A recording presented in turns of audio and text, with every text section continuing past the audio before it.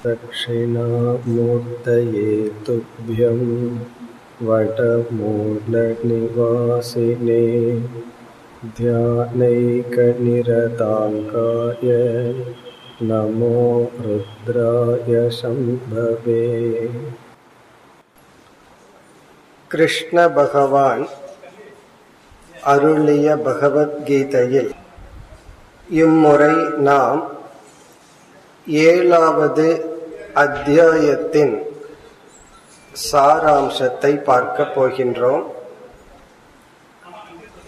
இதுவரை நாம் 6 அத்தியாயங்களின் சாராம்சத்தை பார்த்து முடித்துள்ளோம். 7வது அத்தியாயத்திற்குள் நுழைவதற்கு முன் முழு பகவத்கீதை எப்படி அமைக்கப்பட்டுள்ளது என்ற கருத்தை பார்ப்போம்.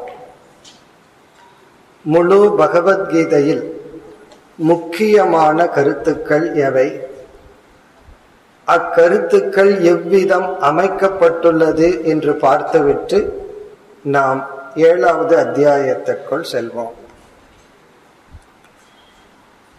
கீதையை நாம் முழுமையாக பார்த்தால்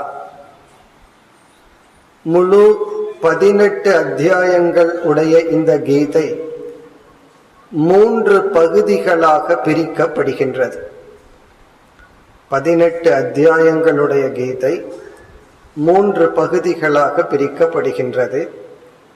முதல் 6 அத்தியாயங்கள் ஒரு பகுதி, இரண்டாவது 6 அத்தியாயங்கள் இனி ஒரு பகுதி, கடைசி 6 அத்தியாயங்கள் ஒரு பகுதி. முதல் அத்தியாயத்திலிருந்து 6வது அத்தியாயம் வரை, 7லிருந்து 12 வரை, 13வது அத்தியாயத்திலிருந்து 18வது அத்தியாயம் வரை என்று 3 பிரிவாக கீதை பிரிக்கப்படுகின்றது. இந்த 6 அத்தியாயத்தை ஷட்கம் என்று சொல்லப்படுகிறது. ஆகவே பகவத்கீதை ஷட்கத்ரயமாக பிரிக்கப்படுகிறது. 6 அத்தியாயங்களாக பிரிக்கப்படுகிறது. இந்த 6 அத்தியாயங்களில் பேசப்படுகின்ற கருத்தில் ஒரு மாற்றத்தை நாம் கவனிக்கின்றோம். முதல் 6 அத்தியாயங்கள் வரை எந்தெந்த கருத்தை பகவான் மையமாக பேசினாரோ அந்த கருத்திலிருந்து அடுத்த 6 அத்தியாயங்களில் முக்கியமாக பகவான் வேறுபடுகின்றார் அல்லது புதிய கருத்தை அறிமுகப்படுத்துகின்றார். இதை மரபில் வந்தவர்கள் அழகாக நமக்கு பிரித்து கொடுத்துள்ளார்கள். முதல் 6 அத்தியாயங்களில் பல கருத்துக்கள் பேசப்பட்டிருந்தாலும் முக்கியமாக பேசப்பட்ட கருத்துக்களை 3ஆக பிரித்து கூறியுள்ளார்கள். முதல் 6 அத்தியாயத்தில் பேசப்பட்டுள்ள கருத்துக்கள் பல கருத்துக்கள் இருப்பினும் முக்கிய கருத்து 3. அதே போல 7வது அத்தியாயத்திலிருந்து 12வது அத்தியாயம் வரை பல கருத்துக்கள் பேசப்பட்டாலும் அனைத்து கருத்துக்களையும் 3 தலைப்பின் கீழ் அடக்கியுள்ளார்கள். அதே போல் கடைசி 6 அத்தியாயத்தில் பேசப்பட்டுள்ள கருத்துக்களும் 3 தலைப்பின் கீழ் அடக்கப்படுகிறது. இந்த கருத்துக்களை நாம் சுருக்கமாக பார்த்துவிட்டு 7வது அத்தியாயத்திற்குள் நுழைவோம். முதல் 6 அத்தியாயத்தில் பேசப்படுகின்ற 3 முக்கிய கருத்துக்களை முதலில் பார்ப்போம். அதில் முதல் கருத்து ஜீவஸ்வரூபம். ஜீவஸ்வரூபம் என்றால் நாம் நான் என்ற வார்த்தையை பயன்படுத்தி கொண்டிருக்கின்றோம். எந்த ஒரு சொல்லை நாம் பயன்படுத்தினாலும் அதற்கு ஏதோ ஒரு அர்த்தத்தை மனதில் புரிந்து கொண்டுதான் பயன்படுத்துவோம். நான் என்ற சொல்லை நாம் பயன்படுத்தும் பொழுது இந்த நான் என்ற சொல்லுக்கு நாம் என்ன அர்த்தத்தை புரிந்து கொண்டுள்ளோம் என்பது கேள்வி. அந்த அர்த்தத்தை பற்றிய அறிவை கொடுப்பதுதான் ஜீவஸ்வரூபம். பல சமயங்களில் நம்முடைய மனதை நாம் புரிந்து கொண்டிருக்கின்றோம் என்று நினைத்திருப்போம். ஆனால் மற்றவர்கள் சொல்லித்தான் நமக்கு தெரிகிறது நீ தவறான கருத்தை உடையவன், நீ இந்த விஷயத்தில் தவறான முடிவெடுத்துள்ளாய், இது உன்னுடைய உண்மையான குணம் அல்ல, உன்னையே நீ ஏமாற்றிக் கொள்கின்றாய் என்று மற்றவர்கள் சொல்லி நமக்கு தெரிய வருகிறது. நம்முடைய மனதையே சில சமயம் நாம் தவறாக புரிந்து கொண்டுள்ளோம். அதே சமயத்தில் மற்றவர்களுடைய மனதையும் நாம் தவறாக புரிந்து கொண்டிருக்கின்றோம். பல சமயங்களில் சரியாகவும் புரிந்து கொண்டிருப்போம். அப்படி இருக்கையில் நான் என்ற சொல்லையே நாம் எவ்விதம் புரிந்து கொண்டுள்ளோம் என்ற கேள்வி வரும் பொழுது பகவான் என்ன கூறுகின்றார்? 7வது அத்தியாயத்திலும் கூறப்போகின்றார், நாம் பிறக்கும் பொழுதே நான் என்ற சொல்லில் சரியான அறிவை புரிந்து கொண்டு பிறப்பதில்லை, அதில் ஒரு குழப்பத்துடன் தான் பிறந்துள்ளோம் என்று கூறி நான் என்ற சொல்லுக்கான அறிவை புகட்டுவதுதான் ஜீவ விசாரம். இதுதான் முதல் 6 அத்தியாயத்தில் மிக முக்கியமாக நடந்த விசாரம். இந்த விசாரம் எப்படி துவங்கியது என்றால், முதல் அத்தியாயத்தில் அர்ஜுனனுடைய சோகமானது விவரிக்கப்பட்டது.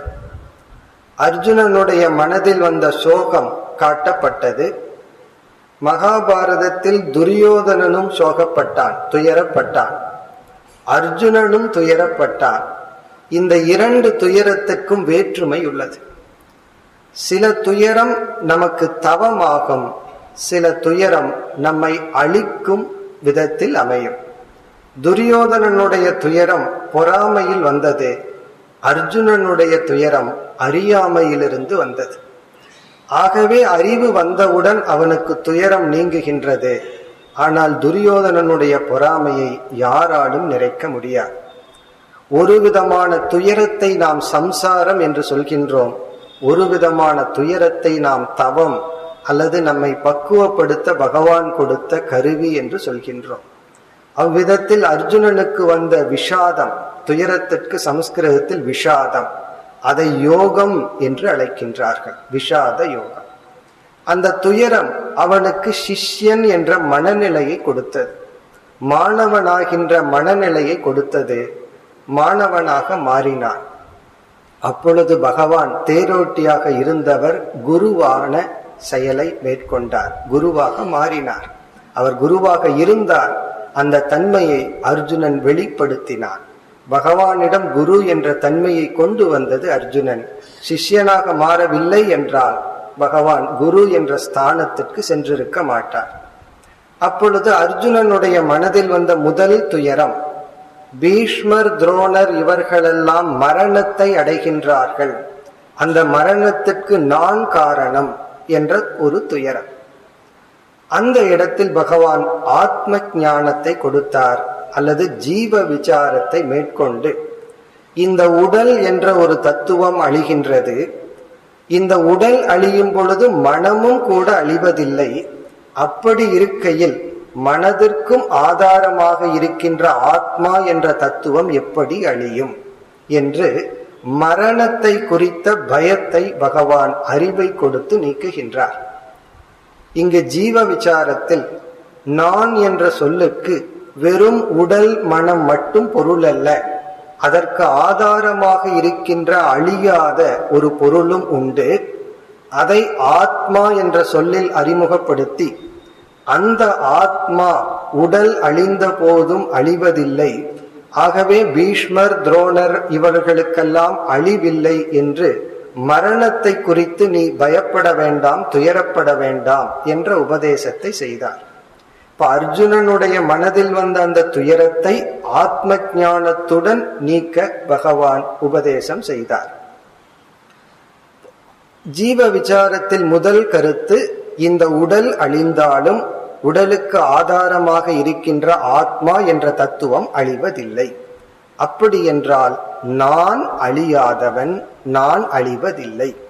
பிறகு நான் இந்த உடலை எடுக்கின்றேன், இந்த உடலை விடுகின்றேன் என்ற அறிவை புகட்டினார்.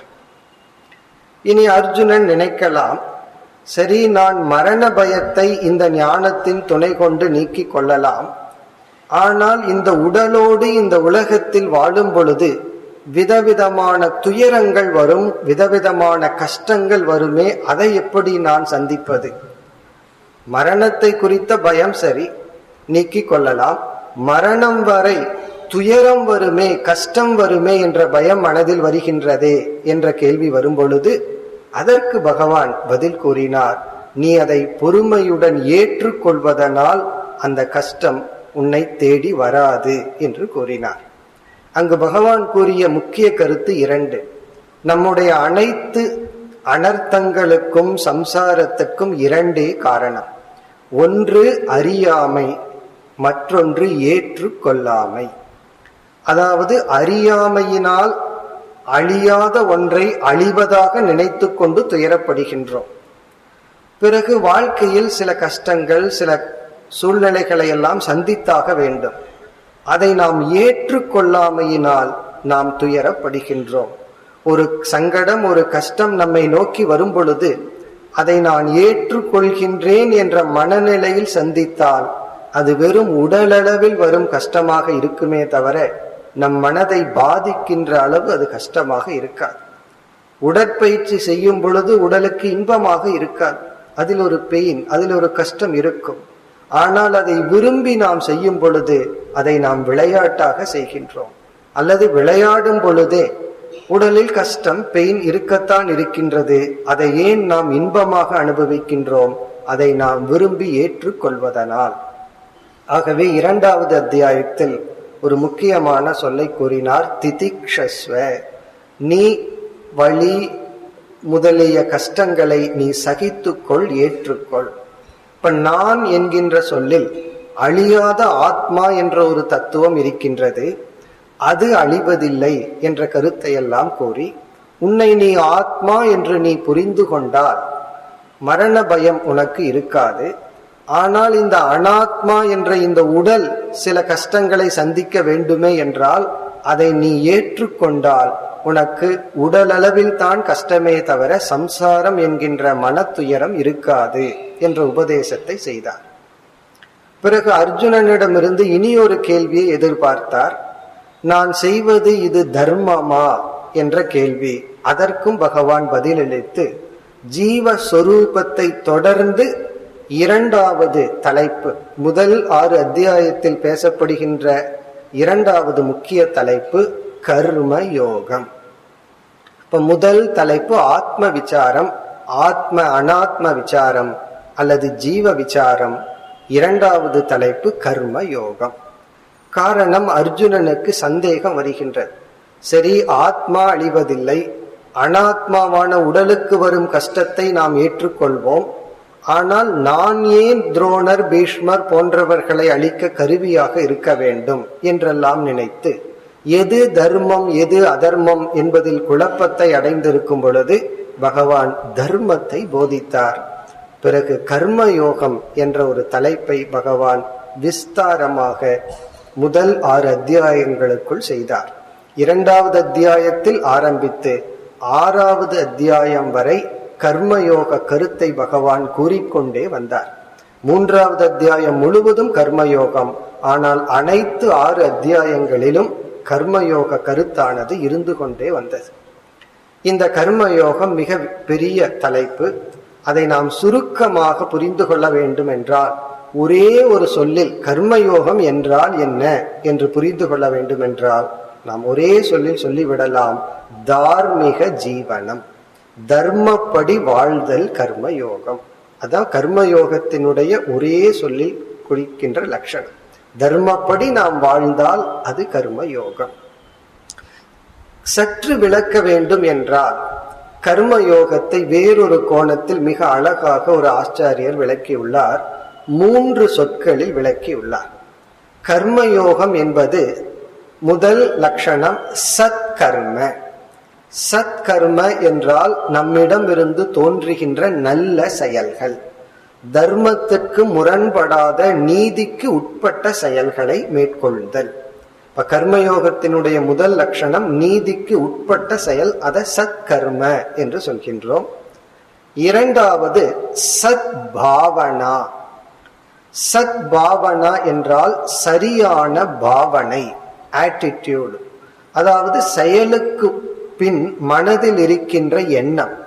இப்ப தானம் என்கின்ற ஒரு செயலை மேற்கொள்கின்றோம், அது சத் கர்மம் தான், நல்ல செயல்தான். ஆனால் சத் பாவனையாக இருக்க வேண்டிய அவசியம் இல்லை. இன்று இவருக்கு நான் பணத்தை தானமாக கொடுத்து அவரிடமிருந்து அதற்கு மேல் ஒரு பலனை அடைய வேண்டும் என்ற ஒரு சங்கல்பம் இருந்தால் அது அசத் பாவனை. இப்ப இரண்டாவது சத் Bhavana, right or proper attitude. நம்முடைய செயல் மட்டும் தர்மத்திற்கு உட்பட்டிருந்தால் போதாது, அந்த செயலுக்கு பின் இருக்கின்ற பாவனை, எண்ணமும் சரியான தர்மத்திற்கு உட்பட்டு இருக்க வேண்டும். சில சமயத்துல சத் பாவனை இருக்கும், ஆனா கர்மம் சத் கர்மமா இருக்க. சில பேர்த்துக்கு நமக்கு உதவி செய்ய வேண்டும் என்ற நல்ல எண்ணத்தில் நமக்கு கஷ்டமான செயலில் ஈடுபட்டு நம்மை கஷ்டப்படுத்துவார்கள். மீன் குளிருடன் இருக்கின்றதே, மீனுக்கு குளிரடிக்கும் என்று நாம் தண்ணீரிலிருந்து வெளியே எடுத்து போடுறோம். பாவனை சத் பாவனை தான், ஆனா நம்ம செய்யறது அசத் கர்ம. அதற்கு எது தேவை அதை தெரியாமல் நாம் செய்கின்றோம். இப்ப இரண்டும் இருக்க வேண்டும். நம்முடைய செயலும் நீதி நெறிக்கு உட்பட்டு இருக்க வேண்டும், பாவனையும் நீதி நெறிக்கு உட்பட்டு இருக்க வேண்டும். பிறகு மூன்றாவது சத்குணாகா, நற்பண்புகள், நல்ல பண்புகளுடன் இருத்தல். இந்த மூன்று தான் கர்மயோகத்தினுடைய அச்சாணி. அதாவது சத் கர்ம, நம்மிடமிருந்து வெளிப்படுகின்ற செயல்கள் நீதி நெறிக்குட்பட்டு இருக்க வேண்டும். நம் மனதில் இருக்கின்ற எண்ணங்கள், பாவனை, எதிர்பார்ப்புகள் அல்லது செயலுக்கு பின் இருக்கின்ற எண்ணம், அது தர்மத்திற்கு உட்பட்டு இருக்க வேண்டும். அதே சமயத்தில் நற்குணங்களையும் நாம் சேகரிக்க வேண்டும். தீய குணங்களை நீக்கி நற்குணங்களை சேகரித்தல். இந்த மூன்று சொல்லை வைத்துக்கொண்டு நாம் கர்மயோகத்தை விஸ்தாரமாக புரிந்து கொள்ளலாம். இது முதல் 6 அத்தியாயங்களில் பேசப்பட்டுள்ள இரண்டாவது மைய கருத்து. இனி மூன்றாவது மைய கருத்து பகவான் வலியுறுத்தியது பிரயத்தனம். பிரயத்தனம் என்றால் சுய முயற்சி, அல்லது ஆங்கிலத்தில் கூறினால் செல்ஃப் ரெஸ்பான்சிபிலிட்டி. நமக்கு நாமே பொறுப்பு என்ற கருத்தை பகவான் வலியுறுத்துகின்றார். நம்மை நாம் தான் உயர்த்தி கொள்ள வேண்டும்.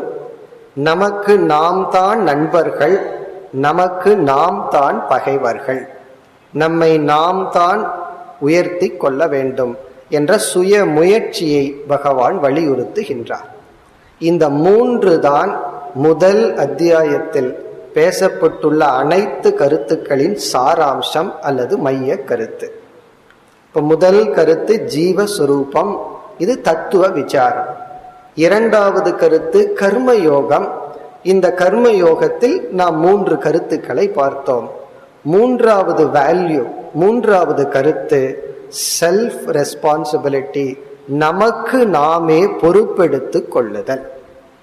இதை பகவான் மிக முக்கியமாக வலியுறுத்துகின்றார். இந்த 3 கருத்து மட்டும் 6 அத்தியாயங்களில் பேசப்படவில்லை. 5வது அத்தியாயத்தில் சந்நியாசத்தை பற்றி பேசினார். பிறகு 6வது அத்தியாயத்தில் தியான பயிற்சியை பற்றி பேசினார். ஆனால் முதல் 6 அத்தியாயத்தை பார்த்தால் அனைத்து கருத்துக்களும் ஒரு தனிப்பட்ட ஜீவனுடன் சம்பந்தப்பட்டதாகவே பேசிக்கொண்டு வந்தார். 7வது அத்தியாயத்திலிருந்து பகவானே அறிமுகப்படுத்துகின்றார், நான் பேசப் போகின்ற தலைப்பும் கருத்தும் இப்படிப்பட்டது என்று புதிய தலைப்பை பகவான் அறிமுகப்படுத்த போகின்றார். 7வது அத்தியாயத்தில் பேசிய கருத்தை முதல் 6 அத்தியாயங்களில் ஆங்காங்கு மிக சுருக்கமாக கூறினாரே தவிர அதை இனிமேல் தான் பகவான் பேச போகின்றார். இதில் இறுதியாக நாம் பார்த்தது செல்ஃப் ரெஸ்பான்சிபிலிட்டி அல்லது சுய முயற்சி அல்லது பொறுப்புணர்ச்சி. இதுவும் ஒரு முக்கியமான வேல்யூ. நாம் குழந்தையாக இருக்கும் பொழுது நம்முடைய உடல் நலத்திற்கும் நம்முடைய மனநலத்திற்கும் மற்றவர்கள் பொறுப்பெடுத்துக் கொள்வார்கள். பெற்றோர்கள் அல்லது ஆசிரியர்கள் பொறுப்பெடுத்துக் கொள்வார்கள். நாம் வளர்ந்து விட்டோம், பெரியவர்கள் ஆகிவிட்டோம் என்பதனுடைய அடையாளம் நமக்கு நாமே பொறுப்பெடுத்துக் கொள்ளும் பொழுது நாம் பக்குவத்தை அடைந்து விட்டோம். பெற்றோர்களினுடைய செல்ஃப் ரெஸ்பான்சிபிலிட்டி என்னவென்றால், குழந்தைகள் அவர்களாக சிந்தித்து செயல்படுகின்ற வயது வரும் பொழுது அவர்களுக்கு பொறுப்புணர்வு வரும் விதத்தில் அவர்களை தயார் செய்தல். அப்படி என்றால் அவர்களுக்குரிய பொறுப்பை தான் எடுத்துக்கொள்ளாமல் அந்த பொறுப்பை அவர்களுக்கு கொடுத்து பொறுப்பு உணர்வை அவர்களுக்கு உணர்த்தி விட்டால் ஆசிரியரும் பெற்றோர்களும் தங்களுடைய கடமையை நன்கு செய்து முடித்து விட்டார்கள். இந்த பாசம் என்ற ஒரு காரணத்தினால் குழந்தைகளுக்கு நாம் பொறுப்புணர்ச்சியை கொடுக்கவில்லை என்றால் நாம் எவ்வளவு தூரம் நன்கு வளர்த்தியும் ஒரு பயனும் இல்லை. ஆகவே ஒரு முக்கிய கருத்து, நமக்கு நாம் தான் பொறுப்பு. என்னை நான் அழித்து கொள்ளலாம், என்னை நான் உயர்த்தி கொள்ளலாம், அது என்னுடைய கையில் இருக்கின்றது. இக்கருத்தை பகவான் 6வது அத்தியாயத்தில் தியானத்தை பற்றி பேசும் பொழுது நீ உன்னை நீதான் உயர்த்தி கொள்ள வேண்டும் என்ற ஒரு முக்கிய கருத்தை குறிப்பிட்டார். இந்த இடத்துல நம்ம ஃப்ரீ வில் என்று சொல்கின்றோம். நம்மை பார்த்து பகவான் சொல்கின்றார், மனிதர்களான உங்களுக்கு சுதந்திரமாக செயல்படுகின்ற வாய்ப்பு உள்ளது. உனக்கு சாஸ்திரம் இருக்கு, எது தர்மம் எது அதர்மம்னு தெரிஞ்சுக்கிற வாய்ப்பும் உண்டு. அதை தெரிந்து கொண்டு உன்னை நீ அழித்து கொள்ளலாம், உன்னை நீ உயர்த்தி கொள்ளலாம். உன்னால மற்றவர்களுக்கு நன்மையையும் செய்யலாம், தீமையையும் செய்யலாம். எல்லாமே உன்னுடைய கையில தான் இருக்கு. உனக்கு நீதான் பொறுப்பு என்ற ஒரு முக்கிய கருத்தை கூறியுள்ளார். இதுதான் முதல் 6 அத்தியாயத்தில் பேசப்பட்டுள்ள கருத்து. ஜீவஸ்வரூபம், கர்மயோகம், செல்ஃப் ரெஸ்பான்சிபிலிட்டி அல்லது பிரயத்தனம் அல்லது சுய முயற்சி. இனி 7வது அத்தியாயத்திலிருந்து 12வது அத்தியாயம் வரை இதே போல 3 முக்கிய கருத்துக்களை பகவான் பேச போகின்றார். இன்னும் சொல்ல போனால் 7வது அத்தியாயத்தில் என்ன கருத்தை பேசினாரோ அதை 9வது அத்தியாயத்தில் அப்படியே பகவான் திரும்ப கூறுகின்றார், சில புதிய கருத்துக்களுடன். பிறகு 10, 11 இதில் ஒரே கருத்தை விதவித கோணத்தில் பேசுகின்றார். இனி இந்த 6 அத்தியாயங்களில், அதாவது 7லிருந்து 12வது அத்தியாயம் வரை என்ன மைய கருத்தை பகவான் பேச போகின்றார் என்று இப்பொழுது பார்ப்போம். அதில் முதல் கருத்து ஈஸ்வர சொரூபம், இறை ஞானம். முதல் 6 அத்தியாயத்தில் ஜீவஸ்வரூபம், நான் யார் அப்படிங்கிற கேள்விக்கு பதில் சொன்னார், அல்லது ஆத்ம விசாரம், நான்கிற சொல்லுக்கு அர்த்தத்தை கூறினார். இனி பகவான் பேச போகின்ற முக்கிய தலைப்பு யார் இறைவன் என்ற கேள்விக்கு பதில் சொல்ல போகின்றார். யார் கடவுள்? நம்ம இறைவனை வழிபடுகின்றோம், இறைவன் மீது அன்பு செலுத்துகின்றோம், இறைவன் இருக்கின்றார் என்ற நம்பிக்கை வைக்கின்றோம். இறைவனை நாம் வழிபடுவதும் இறைவன் மீது அன்பை செலுத்துவதும் இறைவன் மீது நம்பிக்கை வைப்பதும் ஒன்று, அந்த இறைவனை புரிந்து கொள்வது என்பதும் ஒன்று.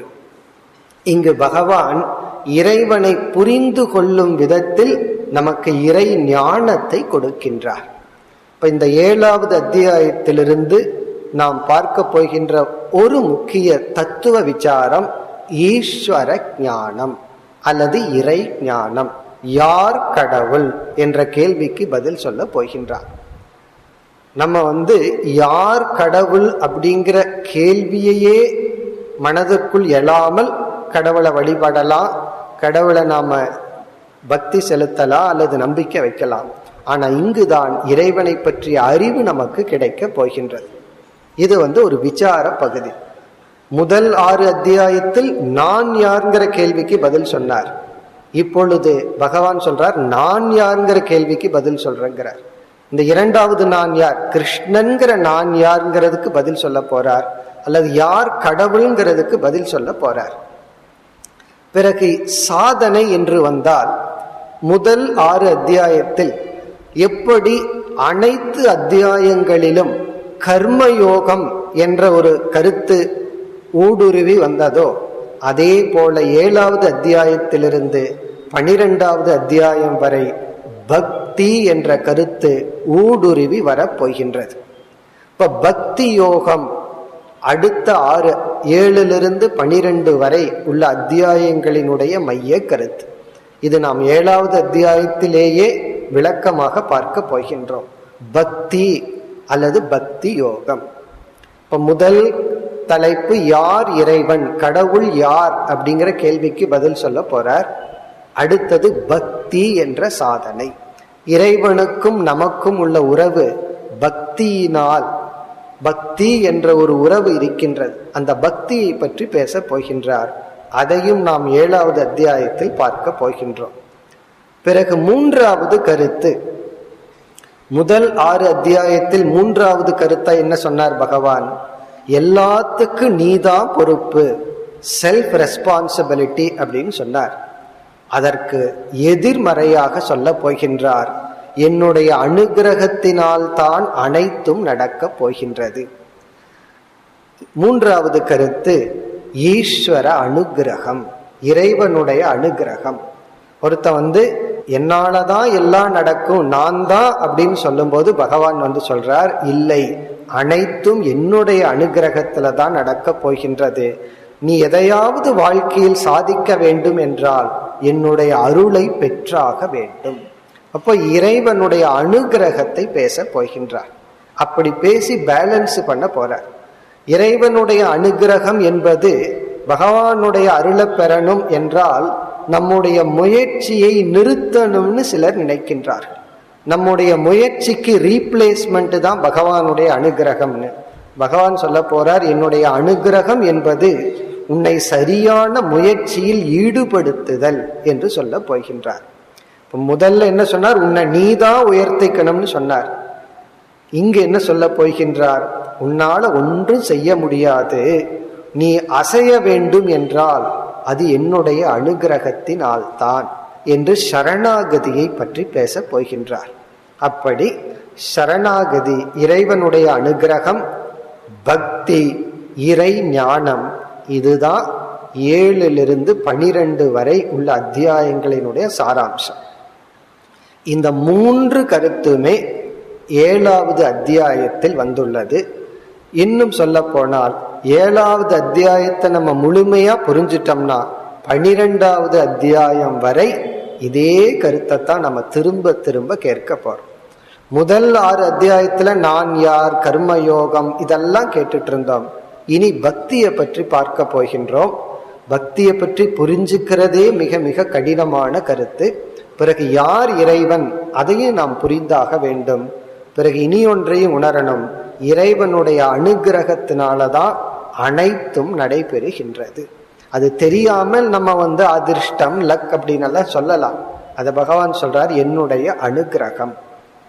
இது 7 to 12 வரை. பிறகு கடைசி 6 அத்தியாயத்துல என்ன இருக்குங்கிறத மட்டும் பார்த்துருவோம். 13வது அத்தியாயத்துக்கு போகும் பொழுது அங்கு நாம விளக்கமாக பார்க்கலாம். 13வது அத்தியாயத்திலிருந்து 18வது அத்தியாயம் வரை இதே போல 3 கருத்துக்கள். முதல் கருத்து ஜீவ ஈஸ்வர சம்பந்த விசாரம். முதல்ல நான் யாருங்கிறத விசாரம் பண்ணார். 7வது அத்தியாயத்திலிருந்து யார் இறைவன்கிற கருத்தை பகவான் நமக்கு புகட்டினார். பிறகு நமக்கும் இறைவனுக்கும் எப்படிப்பட்ட உறவு உள்ளது, இதை பகவான் 13வது அத்தியாயத்தில் விசாரம் செய்கின்றார். ஜீவ பிரம்ம சம்பந்த விசாரம். நமக்கும் இறைவனுக்கும் உள்ள உறவு என்ன? அதுல 2 உறவை பகவான் சொல்ல போகின்றார். இந்த உறவு உடலின் அடிப்படையில் என்றால் பகவான் படைப்பவர், நாம் படைக்கப்பட்டவர். நாம் கர்மத்தை செய்வோம், அதனுடைய பலனை பகவான் கொடுப்பார். இந்த உடலுக்கு ஆதாரமாக இருக்கின்ற ஆத்மா என்ற அடிப்படையில் இறைவனுக்கும் நமக்கும் என்ன உறவு என்றால் பகவான் சொல்ல போறார், ஐக்கியம், இரண்டும் ஒரே தத்துவம் என்று சொல்ல போகின்றார். ஆஞ்சநேயர் கூறுவார், நான் உடல் உணர்வில் இருக்கும் பொழுது ராமர் எனக்கு என்னுடைய தலைவர், நான் அவருடைய சேவகன். நான் மனம் என்று நினைக்கும் பொழுது ராமன் என்னுடைய அங்கம். நான் ஆத்மா என்று நினைக்கும் பொழுது நானே ராமன் என்று சொல்வார். அப்படி எதன் அடிப்படையில் இந்த உறவை பேசுகின்றோம் அதை கூறுவார். இங்கு எப்படி கர்ம யோகம் பக்தி யோகம் பேசப்பட்டதோ அதே போல் கடைசி பகுதியில் வர இருப்பது ஞான யோகம். சாஸ்திர விசாரம், சிரவணம், மனனம், நிதித்தியாசனம் போன்ற ஞான யோகம்.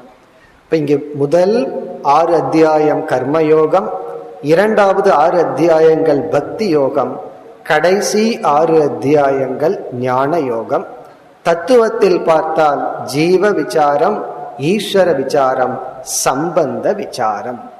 இந்த ஜீவனை துவம் என்றும் ஈஸ்வரனை தத் என்றும் இந்த சம்பந்தத்தை அசி என்றும், தத்துவமசி என்பது உபனிஷத்தினுடைய மகா வாக்கியம். நீயே அதுவாக இருக்கின்றாய். இந்த தத்துவமசி என்ற மகா வாக்கியத்தினுடைய விளக்கம் தான் முழு பகவத்கீதை. முதலில் துவம் என்று சொல்லப்படுகின்ற ஜீவனை ஆராய்ச்சி செய்து, தத் என்ற சொல்லில் குறிப்பிடப்படுகின்ற இறைவனை ஆராய்ச்சி செய்து, இறுதியில் அந்த இரண்டும் ஒரு கோணத்தில் வேறல்ல என்ற கருத்தும், இனி ஒரு கோணத்தில் படைப்பவன் படைக்கப்பட்டவன் என்ற கருத்தும் பேசப்படுகிறது. பிறகு இங்கு கர்மயோகம், பக்தி யோகம், ஞான யோகம். பிறகு மூன்றாவது கருத்து கடைசி 6 அத்தியாயங்களில் நட்பண்புகள், சத்குணாகா. பகவான் கீதையில அதிக முக்கியத்துவம் கொடுத்தது நட்பண்புகளுக்காகத்தான். 13வது அத்தியாயத்திலிருந்து பார்த்தோம்னா கடைசி 18வது அத்தியாயங்கள் வரை நம்முடைய நட்பண்புகளை பற்றியே பேசுகின்றார். அங்கு என்ன சொல்கின்றார்? நீங்கள் வாழ்க்கையில் எந்த செல்வத்தை அடைந்திருந்தாலும் அது உண்மையில் செல்வம் அல்ல. அந்த செல்வத்தை எல்லாம் அனுபவிக்கக்கூடிய மனதை அடைவதுதான் செல்வம். இப்ப நாம சம்பாதிக்க வேண்டியது என்ன அப்படின்னா, நல்ல மனதை நாம் சம்பாதிக்க வேண்டும். நம்ம செல்வத்தை எல்லாம் அடைஞ்சிட்டு நல்ல மனதை அடையவில்லை, ஒருமுகப்பட்ட தூய்மையான மனதை அடையவில்லை என்றால் அந்த செல்வத்தை நாம் அனுபவிக்க முடியாது. அது எப்படி இருக்கின்றது என்றால், ஒருவர் சொல்றார், நான் பல லட்சம் மதிப்புள்ள ஒரு டிவி உங்களுக்கு தர்றேன், நீங்க 2 கண்ணையும் அதற்கு எனக்கு தானமாக கொடுங்கள் சொல்றார். இப்ப 2 கண்ணை வித்து டிவியை வாங்குறோம்னு வச்சுக்கோமே, இது எப்படிப்பட்ட சேல்ஸ்? அதே போல நம்ம மனசை உடைச்சிட்டு பொருள்களையும் வீடையும் வாங்குறோம்னு வச்சுக்கோமே, அது எப்படிப்பட்ட வியாபாரம்? நல்லா வியாபாரம் பண்ணணுங்கிறது நம்முடைய நோக்கமாக இருந்தால், இந்த உலகத்துல சந்தோஷமாக இருக்க வேண்டும் என்றாலும் நம்முடைய மனதில் நட்பண்புகள் இருக்க வேண்டும். இது மோட்சத்திற்கு மட்டுமல்ல. பகவான் சொல்றாரு, நீ என்னை அடைய வேண்டாம், மோட்சத்தை அடையணுங்கிற ஆசையும் கூட உனக்கு இருக்க வேண்டாம். இந்த உலகத்துல நீ அதிக சந்தோஷமா வாழணும்னு விரும்பினால் மனசு அமைதியா இருக்கணும், மனசு உறுதியா இருக்கணும், மனதில் நட்பண்புகள் இருக்க வேண்டும். இப்போ ஒருவர் மீது நமக்கு அன்புங்கிற உணர்வு வந்தா, அந்த உணர்வு முதல்ல நமக்கு நன்மையை பண்ணிட்டு தான் அவருக்கு பண்ணும்.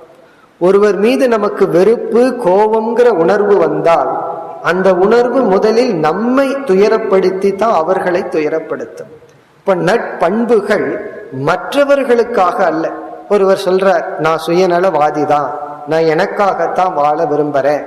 அப்ப பகவான் சொல்றார், நீ சுயநலவாதியாகவே இரு, உன்னுடைய இன்பம்தான் முக்கியமா இருக்கட்டும்.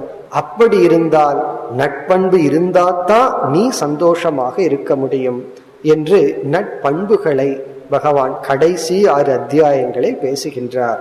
இதுதான் முழு பகவத்கீதை. ஜீவ விசாரம், ஈஸ்வர விசாரம், ஐக்கிய விசாரம் 3 அத்தியாயங்கள். கர்மயோகம், பக்தி யோகம், ஞான யோகம், பிறகு சுய முயற்சி, இறைவனுடைய அனுகிரகம், நட்பண்புகள்.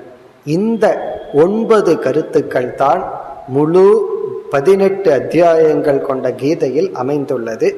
இனி நாம் 7வது அத்தியாயத்திற்குள் செல்வோம். இந்த 7வது அத்தியாயத்தில் நாம் பார்க்க போகின்ற கருத்து இந்த 3 கருத்து தான். இறைவன் யார் என்ற கேள்விக்கான பதில், பக்தி என்ற சாதனை. பக்தினா என்ன? பிறகு இறைவனுடைய அனுகிரகம். அந்த இடத்துல எல்லாம் பகவான் மாயா என்ற ஒரு தத்துவத்தை அறிமுகப்படுத்துவார். அந்த சொல்லுவார், மம மாயா துரத்யயா. பார்க்க போறோம், என்னுடைய மாயையை அவ்வளவு சுலபமாக கடந்து விட முடியாது. பிறகு எப்படி கடப்பது? அதற்கும் பகவானே வழி சொல்ல போறார். மாயை என்னுடையது, அதை நீ கடக்க வேண்டும் என்றால் மாயாவியான என்னை நீ சரணடைய வேண்டும். என்னுடைய அனுகிரகத்தை பெற்றுத்தான் என்னுடைய மாயையை நீ கடக்க முடியும். இதெல்லாம் சொல்ல போகின்றார். இப்ப சரணாகதியை பார்க்க போறோம், பக்தியை பார்க்க போறோம். பகவான் பக்தியை விளக்க போறார். விதவிதமான பக்தர்களை பற்றி பேச போகின்றார். பிறகு யார் இறைவன் என்ற அறிவை நமக்கு கொடுக்க போகின்றார். இப்ப இந்த முகவுரையுடன் நாம் 7வது அத்தியாயத்தினுடைய சாராம்சத்துக்கு செல்வோம். நமக்கு இருக்கின்ற காலத்தில் இந்த அத்தியாயத்தினுடைய சாராம்சத்தை நாம் பார்த்து முடிக்க முடியும். எல்லா ஸ்லோகத்திலும் ஒவ்வொரு சொல்லுக்கான பொருளை பார்க்க இயலாவிட்டாலும் முக்கியமான சொல்லுக்கான பொருளை பார்ப்போம். மீண்டும் இந்த முழு அத்தியாயத்தில் இந்த 3 கருத்துக்கள் தான்: ஈஸ்வர ஞானம், பக்தி, இறைவனுடைய அனுகிரகத்தை பெறுதல். இனி நாம் இந்த அத்தியாயத்திற்குள் செல்வோம்.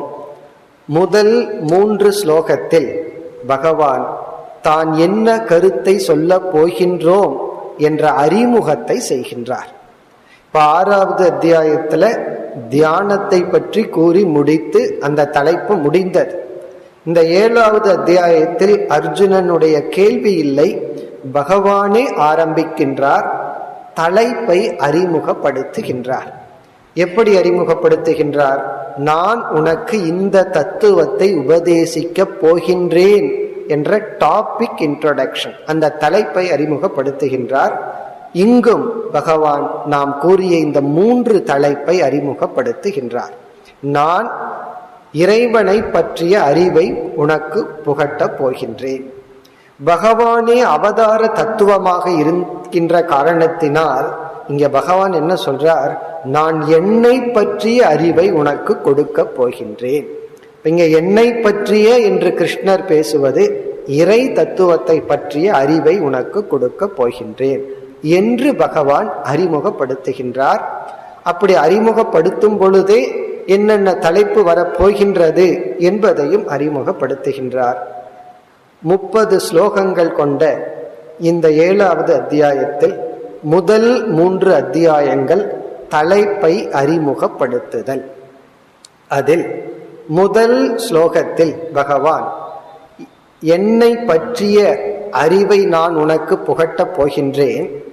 என்னதான் நான் உனக்கு யார் இறைவன் என்ற அறிவை உனக்கு புகட்டினாலும் அது உனக்கு அறிவாக வர வேண்டும் என்றால், நான் உனக்கு யார் கடவுள் அப்படின்னு உனக்கு தர்க்க ரீதியா விளக்க போறேன். என்னதான் நான் விளக்கினாலும் அது உனக்கு புரிய வேண்டும் என்றால் பகவான் இங்கு 3 நிபந்தனைகளை விதிக்கின்றார். இந்த நிபந்தனையுடன் நீ என்னுடைய உபதேசத்தை கேட்டால் பிறகு நான் யாருங்கிற விஷயம் உனக்கு புரியும், அல்லது யார் இறைவன் என்கின்ற கருத்து புரியும். ஆகவே முதல் ஸ்லோகத்தில் பகவான் நிபந்தனையை கொடுக்கின்றார்.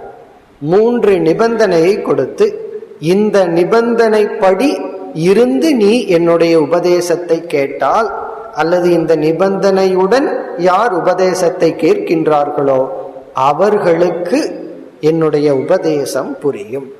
அதில் முதல் நிபந்தனை, முதல் சொல். இப்ப இந்த அத்தியாயத்தை பார்த்தால் ஸ்ரீ பகவானு வாச்ச, பகவான் உபதேசத்தை துவங்குகின்றார். மையாசக்த மனா பார்த்த யோகம் யுஞ்சன் மதாஸ்ரயக அசம்சயம் சமக்ரம் மாம் யதா ஞாஸ்யசி தத் ஸ்ருணு. இந்த ஸ்லோகத்தினுடைய கடைசி சொல் தத் ஸ்ருணு, அதை நீ கேள். யதா ஞாஸ்யசி மாம், என்னை. இந்த இடத்துல என்னை என்றால் இறைவனான என்னை. யதா ஞாஸ்யசி, இறைவனை நீ எப்படி புரிந்து கொள்வாயோ, ஞாஸ்யசினா நீ அறிந்து கொள்ள முடியுமோ, அந்த தத்துவத்தை நீ இப்பொழுது கேட்பாயாக. இப்ப பகவான் தான் என்ன சொல்ல போறோம் அப்படிங்கிறத சொல்றார். அதாவது நான் என்னை பற்றிய, இறைவனை பற்றிய அறிவை உனக்கு புகட்ட போகின்றேன். யார் இறைவன் இறை தத்துவம் என்றால் என்ன, கடவுள் என்றால் என்ன, அந்த அறிவை உனக்கு புகட்டப் போகின்றேன். பிறகு சொல்றார் சமக்ரம். சமக்ரம்னா இந்த அறிவை நான் உனக்கு முழுமையாக புகட்டப் போகின்றேன். அதே சமயத்தில் அசம்சயம், உனக்கு சந்தேகமில்லாமலும் நான் புகட்டப் போகின்றேன். நம்ம எந்த ஒரு அறிவை அடைந்தாலும் பகவான் இங்க 2 அட்ஜெக்டிவ் கொடுக்கிறார். ஒன்னு சந்தேகம் இல்லாம புரிஞ்சுக்கணும், இரண்டாவது முழுமையாக புரிந்து கொள்ள வேண்டும். யாராவது ஒன்ன நம்ம கிட்ட சொல்றாங்கன்னா முதல் டிசிப்ளின் முழுமையா கேட்கணும். பாதியிலேயே கேட்டுட்டு சரி போதும் போதும்ட்டு போயிடக்கூடாது. இப்போ ஃபர்ஸ்ட் கண்டிஷன் முழுமையாக புரிந்து கொள்ள வேண்டும். நான் முழுமையா புரிஞ்சுட்டேன் ஆனா சந்தேகமா இருக்குன்னா அதுவும் கூடாது. பாதி புரிஞ்சிருக்கிற சந்தேகம் இல்லாமல்னா அதுவும் கூடாது. இந்த 2 கண்டிஷன், என்னை நீ முழுமையாகவும் புரிந்து கொள்ள வேண்டும், சந்தேகம் இல்லாமலும் புரிந்து கொள்ள வேண்டும். எப்படி என்னை நீ முழுமையாக சந்தேகம் இல்லாமல் புரிந்து கொள்வாயோ அப்படி நான் உனக்கு என்னை பற்றி அல்லது இறை தத்துவத்தை உபதேசிக்க போகின்றேன். இது முதல் ஸ்லோகத்தினுடைய 2வது வரி. முதல் வரியில தான் 3 நிபந்தனைய சொல்ற. இந்த கண்டிஷனோட நீ கேட்கணும், நான் உனக்கு டோட்டலா சொல்லி கொடுக்கிறேன். சில பேர் அறிவு அவ்வளவு சுலபமா பகிர்ந்து கொள்ள மாட்டார்கள், கொஞ்சத்தை தனக்கு வைத்துக் கொள்வார்கள். அப்படி அல்ல. அல்லது சொல்ற விதத்திலையும் குழம்புற மாதிரி நான் உனக்கு சொல்லி கொடுக்கல, தெளிவா சொல்லி கொடுக்கின்றேன். ஆனால் இந்த 3 நிபந்தனை. முதல் சொல் 7வது அத்தியாயத்தினுடைய முதல் ஸ்லோகத்தினுடைய முதல் சொல் மையா சக்த மனா பார்த்த. ஹே அர்ஜுனா, மயி ஆசக்த மனாகா. மயினா இறைவன், என்னிடத்தில். ஆசக்தினா அன்பு, மனகன மனம். என்னிடத்தில் அன்பை உடைய மனதை உடையவனாக நீ கேட்க வேண்டும். இந்த சொல்லில் பகவான் பக்தியை அறிமுகப்படுத்துகின்றார். என்னிடம் உனக்கு பக்தி இருந்தால்தான் நான் சொன்னா உனக்கு புரியும். என்னிடம் அன்பு இல்லை என்றால் நான் என்ன சொன்னாலும் உன்னால் புரிந்து கொள்ள முடியாது. அன்பு இல்லாமல் ஒருவர் மீது நமக்கு அன்பு இல்லைன்னா அவர்கள் என்ன சொன்னாலும் நம்ம புரிஞ்சுக்க மாட்டோம். அப்படிங்கிறத விட கேட்க மாட்டோம். ஃபர்ஸ்ட் கேட்டா தானே புரிஞ்சுக்கிறது. அப்படியே கேட்டாலும் புரிந்து கொள்ள மாட்டோம். ஒருவரிடத்திலிருந்து ஒன்ன நம்ம கேட்டு புரிஞ்சுக்கணும்னா இங்க பகவான் சொல்ற முதல் கண்டிஷன், அவரிடத்தில் நமக்கு அன்பு இருக்க வேண்டும். அதை இங்க பக்தின்னு சொல்றோம். இப்ப இறைவன் மீது நமக்கு பக்தி, நம்பிக்கை, அன்பு இருந்தாதான் அந்த இறைவனை பற்றிய கேட்டால் நமக்கு புரியும். இது பகவான் விஷயத்துல மட்டுமல்ல, நம்ம அன்றாட விஷயத்துல ஒருவர் நமக்கு ஏதாவது ஒண்ணு சொல்றாங்க, ஒரு அட்வைஸோ அல்லது உபதேசமோ செய்கிறார்கள். அதை நம்ம புரிஞ்சு பயனடையணும்னு சொன்னா நமக்கு முதல் கண்டிஷன் அவர் மீது நமக்கு அன்பு இருக்க வேண்டும் அல்லது பக்தி இருக்க வேண்டும். ஒருவர் சொல்றார், உங்க மீது எனக்கு ரொம்ப அன்பு இருக்கு, ஆனா நீங்க என்ன சொன்னாலும் நான் கேட்க மாட்டேன்னு சொல்றாருன்னு வச்சுக்கோமே. அப்ப அந்த அன்பு இருக்குங்கிறது பொய். அன்பு இருந்தால் அவர் என்ன சொன்னாலும் நம்ம கேட்டுருவோம். அன்பு இல்லை என்றால் என்ன சொன்னாலும் கேட்க மாட்டோம். அது நமக்கே நன்மையா இருக்கலாம், அதை நம்ம கேட்க மாட்டோம். இப்போ ஒருவரிடமிருந்து ஒன்றை கேட்க வேண்டும் என்றால் அந்த கேட்கறது காது திறக்கணும்னா உள்ள அன்புங்கிற கீ இருக்கணும். அன்பு இருந்தாதான் நம்மால ஒருவரிடம் நம்ம காதை கொடுக்க முடியும், அப்படின்னா மனசை கொடுத்து கேட்க முடியும். அதனாலதான் இந்த அன்புக்கு பல சொற்கள் இருக்கு. அன்பு பல விதத்துல மாடிஃபை ஆகுது. அதை நம்ம பார்க்க போறோம். பக்திங்கிற சொல்லல நம்ம இந்த அன்பை பற்றி எல்லாம் விஸ்தாரமா இந்த அத்தியாயத்திலேயே பார்க்க போறோம். அதாவது இந்த அன்பு தான் வேறொரு லாங்குவேஜ்ல ஸ்ரத்தை, நம்பிக்கை, விசுவாசம்னு சொல்றோம். அதனாலதான் சொல்பவர்களும் முதல்ல என்ன பார்க்கணும்னா அவர்களுக்கு நம்ம வாக்கியத்துல நம் மீது அன்பு இருக்கான்னு ஃபர்ஸ்ட் பார்க்கணும். அந்த அன்பு இருந்தா பேசணும், அன்பு இல்லை என்றால் பேசாம இருக்கிறது நல்லது. காரணம் என்ன? அன்பு நம் மீது இல்லை என்றால் நம்ம என்ன சொன்னாலும் அவர்களால் கேட்க முடியாது. அந்த சொல்றதே அவர்களுக்கு ஒரு பேர்டன் ஆயிரும். நல்லதை சொல்ல போய் என்ன ஆகும்னா அவர்களுக்கு அது சிரமமா தான் தெரியும். காரணம் என்ன? அன்பு தான். அன்பு இல்லாமல், விருப்பம் இல்லாமல் யாராவது நம்ம பேசினோம்னா அவங்களுக்கு நாம கொடுக்கிற பிக்கெஸ்ட் டார்ச்சர் அதுதான். நீங்க யாரையாவது பெரிய லெவல்ல துன்புறுத்தணும்னு விரும்பினா உங்கள் மீது யாருக்கு அன்பு இல்லையோ அவங்ககிட்ட போய் பேசிட்டு இருக்கு. அதுதான் அவங்களுக்கு கொடுக்கிற பிக்கெஸ்ட் பனிஷ்மெண்ட். அதே சமயத்துல யாருக்காவது ஒரு பெரிய பிளெஸிங் பண்ணணும்னா, ஒருத்தருக்கு நம் மீது அன்பு இருந்தால் அவர்களிடம் பேச வேண்டும், அவர்களிடம் நம்ம தெரிந்த கருத்தை சொல்ல வேண்டும். இப்ப அன்பை முதல் கண்டிஷனா பகவான் போடுறார். மயி ஆசக்த மனாகா, என்னிடத்தில் அன்பை உடைய மனதை உடையவனாக நீ இதை கேள். இந்த சொல் எப்படி அமைந்துள்ளதுன்னா, நீ எப்படிப்பட்ட மனதை உடையவனாக இருந்து கொண்டு என்னுடைய உபதேசத்தை கேட்க வேண்டும் என்றால் என் மீது அன்பை உடையவனாக இருந்துதான் கேட்க வேண்டும். இதுல ஒரு பெரிய விசித்திரம் இருக்கு. பகவான் யாருன்னு தெரிஞ்சிட்டாதான் பகவான் மீது அன்பு வரும். அன்பு வந்தாதான் பகவான் யாருன்னு தெரிஞ்சுக்க முடியும். இந்த நிலையில என்ன பண்றதுன்னா, இது குரு சிஷ்யனுக்கு வர்ற ஒரு நிலை. குரு கிட்ட இவன் சென்று சரணடையணும். குருவை பத்தி புரிஞ்சுட்டாதான், குருவினுடைய மேன்மையை தெரிஞ்சாதான் இவன் குருவினிடம் சரணடைய முடியும். குருவினுடைய மேன்மையும் குருவை புரிஞ்சுக்கிற அளவுக்கு இவனுக்கு அறிவு இருந்துட்டா இவனுக்கு குருவே அவசியமும் இல்லை. அப்ப இந்த நிலையில என்ன ஆகுதுன்னா, அதுதான் தர்மத்தினுடைய பலன். நம்ம கர்மயோகம் செய்திருந்தால், இதற்கு முன்னாடி பகவான் கர்மயோகம் எல்லாம் சொல்லியிருக்காரு, அதை நம்ம பின்பற்றி இருந்தால் குருவை புரிஞ்சுக்காமையே குருவிடம் நமக்கு பக்தி வரும். நம்முடைய தரத்திற்கு ஏற்ற குரு, தரத்திற்கு ஏற்ற மனிதர்களிடம் நமக்கு அன்பு நம்பிக்கையும் வரும். நம்ம பாபத்தை சேர்த்து வச்சிருந்தோம்னா, நம்ம யார் நம்ம யார் ஏமாற்றுகிறார்களோ அவர்களிடத்துலதான் நம்பிக்கை அன்பு வரும். இப்ப யாரிடத்துல நம்மை அறியாமல் ஒரு அன்பு வரும் என்றால் அது நம்முடைய புண்ணியத்தினுடைய பலன் அல்லது தவத்தினுடைய பலன். நம்ம கர்மயோகப்படி வாழ்ந்தால் அடுத்து சொல்ல போற இந்த பக்தி என்பது நம்ம மனசுல வரும். அதனாலதான் பகவான் ஃபர்ஸ்ட் கர்மயோகத்தை சொன்னார், பிறகு பக்தியை சொல்றார். மக்களை கொஞ்சம் உற்சாகப்படுத்துவதற்கு பல உபன்யாசகர்கள் என்ன சொல்வார்கள், இந்த கலி யுகத்துல தவம் பண்றதெல்லாம் ரொம்ப கஷ்டம், பக்தி தான் சுலபம் சொல்வார்கள். அது தவறல்ல, அதை நம்ம உற்சாகப்படுத்த சொல்வது. ஆனால் பக்தி அவ்வளவு சுலபம் அல்ல. ஒருத்தரை அவ்வளவு சுலபமா நேசித்து விட முடியாது. அதுவும் நமக்கு யாரு நல்லதை சொல்றாங்களோ அவங்களை அவ்வளவு சுலபமா நேசிச்சிட முடியாது. காரணம் என்ன, நம்மளுடைய நேச்சர் வேறையா இருக்கு. சொல்றதெல்லாம் நீ செய்யறது தப்பு, மாத்திக்கன்னு சொல்லும் போது நமக்கு அன்பு அவ்வளவு சுலபமாக வருவதில்லை. அந்த அன்பு அப்படிங்கிறத நம்ம பிளான் பண்ணி வர வைக்க முடியாது. சரி, நான் காலையில 9 மணிக்கு ஒரு கிலோ அன்பு செலுத்துறேன் அப்படின்னு சொல்ல முடியாது.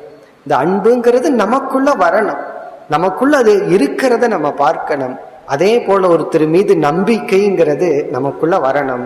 அது பின்னாடி பார்ப்போம், அது ஏன் வந்தது எப்படி வந்ததுன்னா அது நமக்கே பதில் தெரியாது. ஒருத்தர் மீது ஏன் நமக்கு ஸ்ரத்த வருது, ஏன் அன்பு வருது, அது நமக்கு தெரியாது. நமக்கு தெரியாது, பகவானுக்கு தெரியும். அந்த ஸ்ரத்தையும் அன்பையும் கொடுப்பது நம்முடைய தவத்தினுடைய பலன். அப்படி பகவான் சொல்றார், உனக்கு அன்பு பக்தி என்ற உணர்வு இருந்தால்தான் இந்த கருத்தெல்லாம் உனக்கு புரியும். இல்லை என்றால் நீ என்ன பண்ணுவ, தர்க்க ரீதியா புத்தியில இருக்கு யார் கடவுள் நம்ம பார்க்க போறோம், பானை களிமண் எக்ஸாம்பிள் எல்லாம் பார்க்க போறோம். அதை வச்சுட்டு புரிஞ்சுக்குவோம்.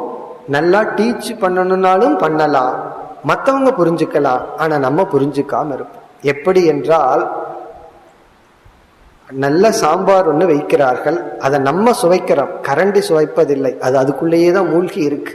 அதே போல சாஸ்திர ஞானம் சில பேர்த்து இட இருக்கும், அது அவருக்கு பயன்படாது, மற்றவர்களுக்கு பயன்படும். யாருக்குன்னா, யாருக்கு நம்பிக்கையும் பக்தியும் குருவிடத்திலும் பகவானிடத்திலும் இருக்கின்றதோ அந்த பக்தி ரொம்ப ராவாத்தான் இருக்கு. ஏன் நமக்கு அன்பு இருக்கு, ஏன் ஸ்ரத்த வந்தது நமக்கு தெரியாது. அது புண்ணிய பலன். இப்ப முதல் சொல் பகவான் எப்படி ஆரம்பிக்கின்றார், மயி ஆசக்த மனக. இங்க சொல்லு அழகான சொல். சக்தி அப்படின்னா ஒட்டி கொள்வது, ஆசக்தினா முழுமையான அன்பு யாருக்கு என் மீது உள்ளதோ அந்த மனதுடன் நீ கேட்க வேண்டும். இது முதல் நிபந்தனை. இரண்டாவது நிபந்தனை யோகம் யுஞ்சன். யோகம் யுஞ்சன் என்றால் ஞான யோகத்தை மேற்கொண்டு சிரவணத்தை நீ மேற்கொள்ள வேண்டும். அதாவது சிஸ்டமேட்டிக்கா கேட்கணும்னு பகவான் சொல்றார். யுஞ்சன்னா செய்து, யோகம்னா நான் இறை தத்துவத்தை உபதேசிக்கும் பொழுது அதை கவனமாக கேட்க வேண்டும். அடுத்த ஸ்டேஜ் என்னன்னா, நமக்கு இறைவன் மீது அன்பு இருக்கு. எத்தனையோ பேர்த்துக்கு பகவான் மீது அன்பு இருக்கு. கோயிலுக்கு செல்கிறார்கள். குறிப்பா மார்கழி மாசம் வந்துட்டா பகவான் ரொம்ப பிஸி ஆயிடுவார். காரணம் என்ன? எல்லாத்துக்கும் அந்த மாசம் மட்டும் கொஞ்சம் எக்ஸ்ட்ரா பக்தி வருது. ஆனா எத்தனை பேர் பகவானுடைய வாக்கியத்தை கேட்கறதுக்கு தயாரா இருக்கின்றார்கள்? கிருஷ்ண பகவானுக்கு பூஜை செய்பவர்களுடைய எண்ணிக்கையும் கீதைய படிக்கிறவர்களுடைய எண்ணிக்கையும் பார்த்தா பகவான் சொல்றத கேட்பவர்கள் 1%. பகவானே சொல்ல போறார், 1000ல் ஒருத்தன் தான் என்னை புரிச்சுக்க முயற்சி செய்ய போறான். பூஜை செய்பவர்கள் தான் அதிகம். அப்போ பலருக்கு பக்தி இருக்கின்றது. அந்த பக்தி அவர்களுடைய சொல்லை கேட்கும் அளவு வளரவில்லை. இங்க பகவான் சொல்றார், என் மீது அன்பு இருந்தால் மட்டும் போதாது. அது பேசிக் கண்டிஷன். அடுத்த நிபந்தனை, நான் சொல்வதை கேட்க வேண்டும். அடுத்த நிபந்தனை. அதற்கு அடுத்த நிபந்தனை சரணாகதி. இந்த மூன்றையும் பகவான் கூறி, இந்த 3 நிபந்தனையுடன் நான் உனக்கு ஆத்ம தத்துவத்தை, அதாவது அவருடைய ஆத்ம தத்துவம், பகவானுடைய ஆத்ம தத்துவம், ஜீவனாகிய நம்ம ஆத்ம தத்துவத்தை சொல்லிட்டார். இனி சொல்ல போறார் என்னுடைய தத்துவத்தை, இறைவனான என் ஆத்ம தத்துவத்தை அல்லது ஈஸ்வர தத்துவத்தை உபதேசிக்க போகின்றேன் என்று சொல்லி பிறகு இறை ஞானத்தை கொடுக்க போகின்றார். நாம் இறை ஞானம், பக்தி, சரணாகதி, இறைவனுடைய அனுகிரகம், இந்த கருத்துக்களை இந்த அத்தியாயங்களில் பார்க்க போகின்றோம். நாளை நாம் தொடர்வோம். ஓம் பூர்ணமத பூர்ணமிதம் பூர்ணாத் பூர்ணமுதச்யதே பூர்ணஸ்ய பூர்ணமாதாய பூர்ணமேவாவசிஷ்யதே. ஓம் சாந்தி சாந்தி சாந்தி.